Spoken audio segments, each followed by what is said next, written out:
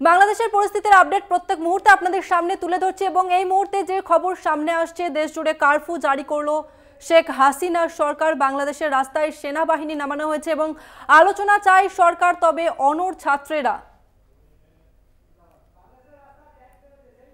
বাংলাদেশের রাস্তায় ট্যাঙ্ক নেমে পড়েছে ইতিমধ্যেই, সেই ছবি আপনাদের সামনে তুলে ধরছি। ইতিমধ্যেই দেশ জুড়ে কারফিউ জারি করেছে শেখ হাসিনার সরকার, তবে সেনাবাহিনীর ট্যাঙ্ক তারা ইতিমধ্যেই রাস্তায় নেমে পড়েছে। এই মুহূর্তে সেই ছবি আপনাদের সামনে তুলে ধরছি। রাস্তায় সেনা টহল দিতে সেনার ট্যাঙ্ক নেমেছে রাস্তাতে এবং আলোচনা চায় সরকার, তবে অনড় রয়েছে ছাত্রেরা।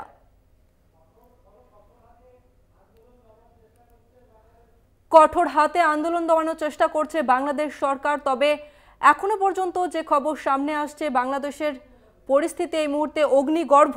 ছাত্র বিক্ষোভে উত্তাল হয়েছে বাংলাদেশ এবং নিহতের সংখ্যা ইতিমধ্যে 100 ছাড়িয়ে গিয়েছে এমনটাই জানা যাচ্ছে, তবে সেই সংখ্যা বাড়তে পারে এমনটাও কিন্তু আশঙ্কা। তবে এরই মাঝে সীমান্ত পেরিয়ে দলে দলে ভারতে ফিরে আসছেন বাংলাদেশের পাঠরত পড়ুয়ারা।